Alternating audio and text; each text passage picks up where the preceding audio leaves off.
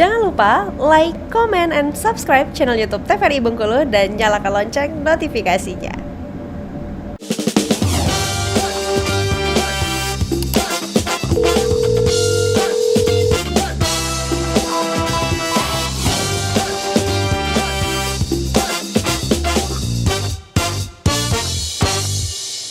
Halo pemirsa TVRI Bengkulu, apa kabar? Semoga selalu dalam keadaan sehat dan juga tetap semangat menjalankan aktivitas seperti pada biasanya. Senang sekali pemirsa, Sahalda Amelia kembali menjumpai Anda dan akan menemani Anda dalam 1 jam ke depan di Dokter Kito bersama Kita Sehat. Nah pemirsa yang ingin konsultasi langsung di Dokter Kito hari ini bisa kontak WhatsApp di 0811 101 3210. Sekali lagi 0811 101 3210 atau juga bisa komen di postingan Instagram TVRI Bengkulu.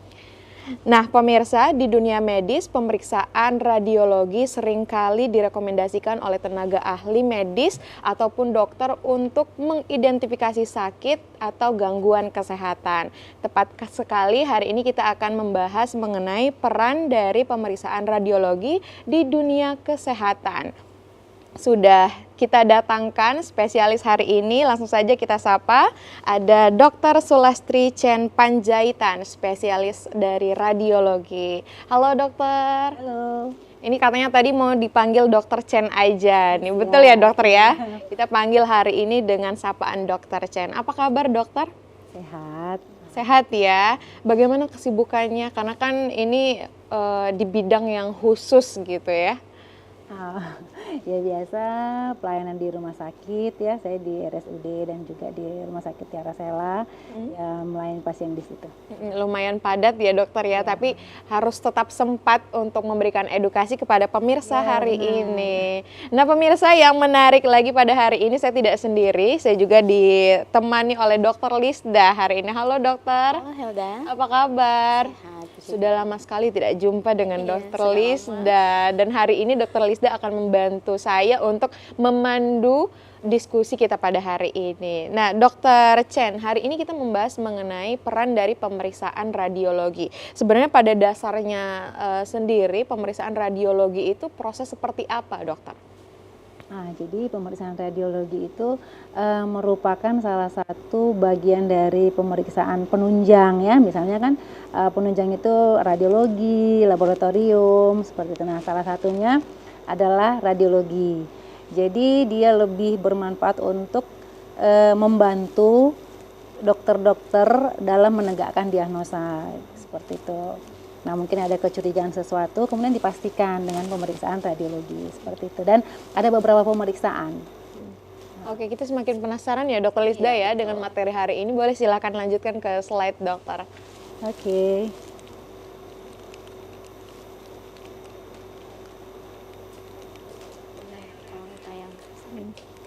Kalau pemeriksaan dari radiologi itu sendiri, dokter dia berdiri sendiri atau sebenarnya harus diiringi dengan beberapa pemeriksaan terlebih dahulu?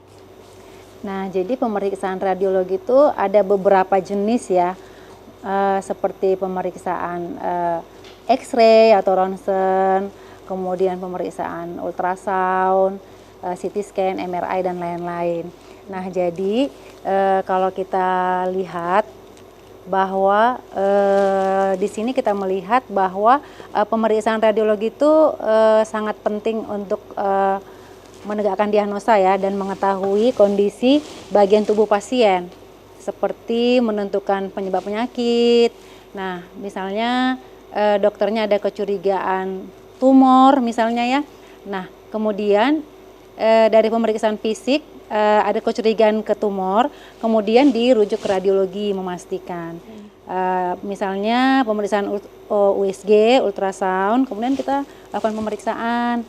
Dari pemeriksaan ultrasound itu kita bisa melihat, oh iya benar, ini ternyata tumor gitu, atau mungkin kelainan yang lain seperti itu. Nah, ketika pemeriksaan ultrasound misalnya tidak bisa menentukan lebih jelas lagi, kita lakukan lagi pemeriksaan lebih lanjut. Misalnya CT scan seperti itu. Jadi ada beberapa pemeriksaan. Itu yang pertama, menentukan penyebab penyakit.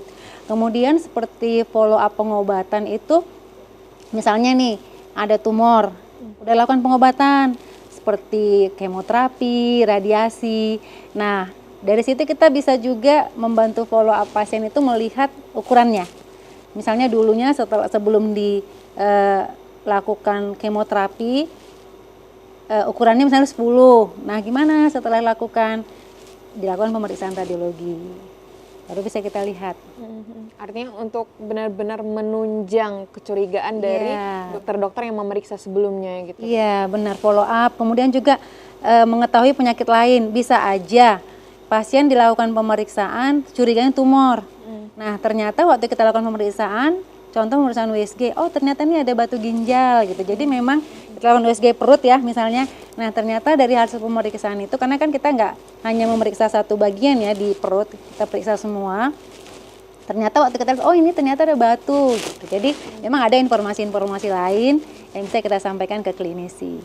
Kemudian juga medical check up, karena kadang kan ini perlu juga yang sudah mulai usia-usia 40 gitu, ataupun mungkin sebelum itu juga perlu pemeriksaan medical check up, misalnya pemeriksaan ronsen, pemeriksaan USG, terus juga pemeriksaan, sekarang kan banyak tuh kanker payudara.